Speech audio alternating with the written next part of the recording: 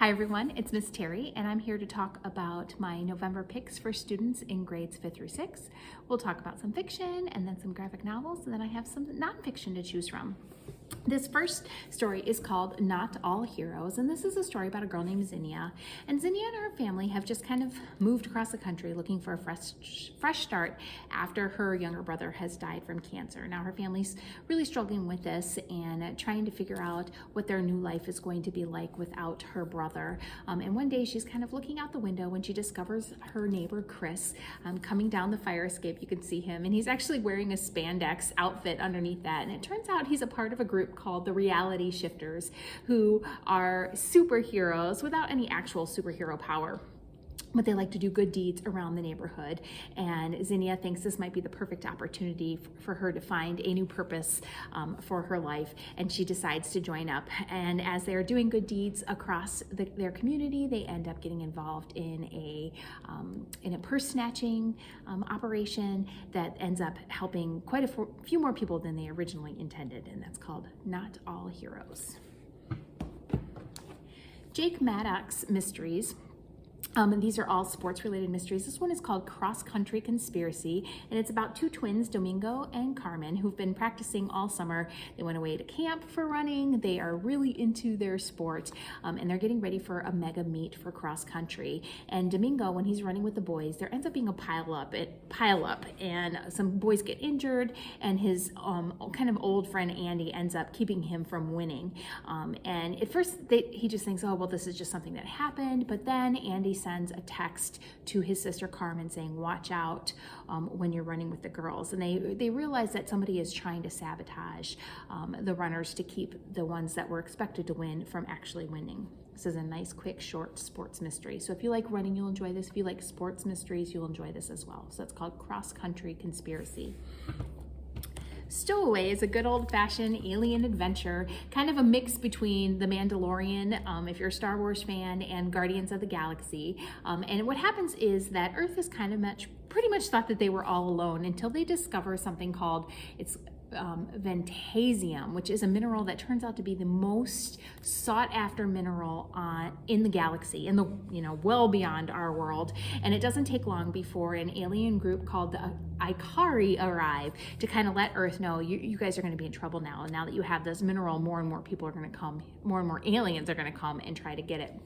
When we jump forward a little bit, and Leo and his brother Gareth are on a spaceship called the Beagle with their scientist dad, Dr. Fender, when they are attacked by a group of aliens called the Dejaric. Sorry, it's hard to remember some of these names. The Dejaric, and they are looking for, and they kind of basically steal Dr. Fender away.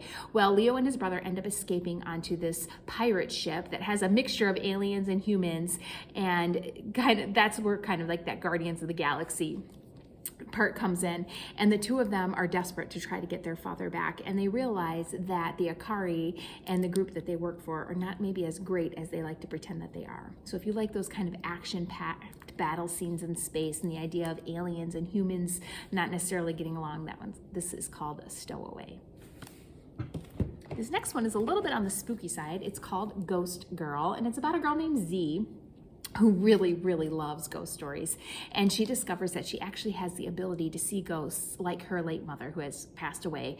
So she has that ability. Well, she talks to her best friend Elijah and convinces him to go to the cemetery one night so that she can tell her latest tale. And there they're kind of set upon by this greyhound with blood dripping eyes. And she realizes that something sinister has come into her town, and it is the form of their new principal, Principal Scratch.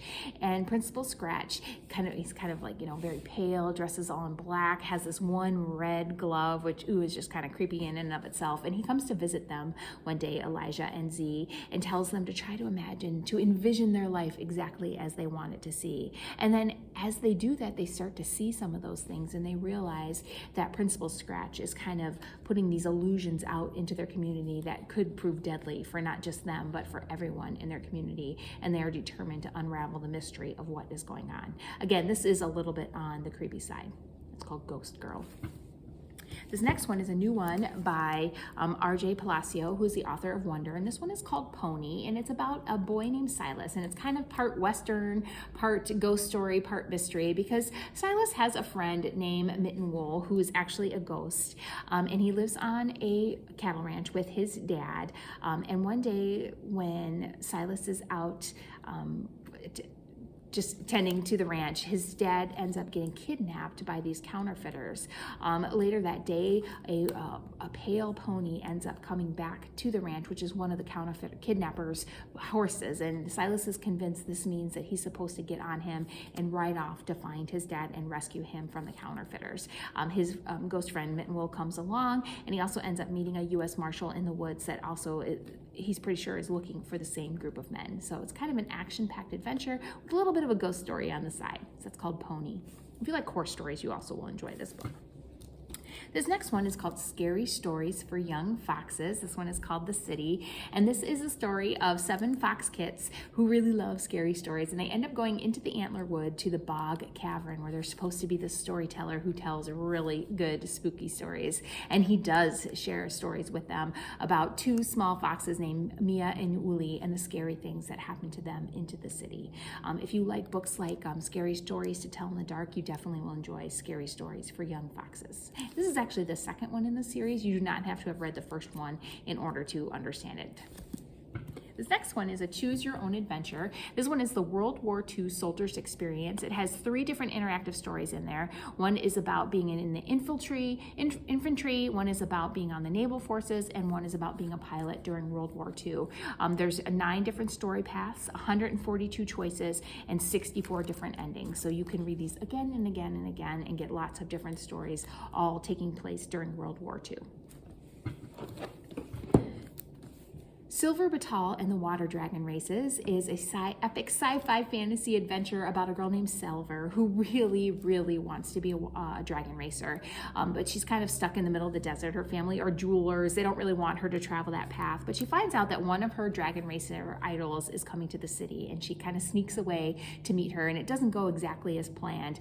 There ends up being a desert storm that kind of cuts her off from being able to go back home, and she jumps aboard a ship with her idol in order to track down what they think is a mythical creature, which is a water dragon, one that can go in the air and in the water, and they believe it has been stolen away and they would like to rescue it. So this is the first in their adventure. When the World Was Ours is a historical fiction that takes place also during World War II. It's inspired by a true story, and it's about 3 friends, Elsa, Leo, and Max, who are in Vienna in 1936 before the war has broken out. Really good friends. Their dad ends up taking a picture of them, and that photo is kind of what ties their stories together as they try to kind of recapture their friendship as the world basically falls apart during the war. And Elsa is actually a Jewish girl, and when the Nazis invade, her and her family end up getting thrown into the ghetto, and they eventually get transferred to Auschwitz, the concentration camp. And Leo is also Jewish, and his dad ends up getting captured by the Nazis, and he and his mom are desperate to escape to Austria. And then we have Max, who's kind of, Leo and Elsa have been his friends, but he gets bullied a lot, but he ends up being the son of a higher up in the Nazi hierarchy, and he ends up joining the Hitler Youth and really kind of buying into that brainwashing that they were doing. And so even though the 3 friends might get to reunite towards the end, it doesn't go as well as they would hope it would be. So that's called When the World Was Ours, and it's told from all 3 different point of views. This next one is kind of a light read. It's called Summer Lifeguards. It's about 4 friends, Piper, Jenna, Selma, and Ziggy, who are spending their time in Cape Cod, and they are really interested in becoming summer lifeguards. But before they can get to that, to have a summer of hanging out at the beach and helping people out, they have to get through school first. And Piper is really into horses. Jenna is kind of a competitive swimmer, and she's got a big meet coming up. Selma is looking forward to play auditions at the high school. And then there's Ziggy, who's kind of an activist hoping to right the wrongs of the world. So this is the story of these 4 girls, and this is the first in the series. There is a different story for each of the girls as well. And then the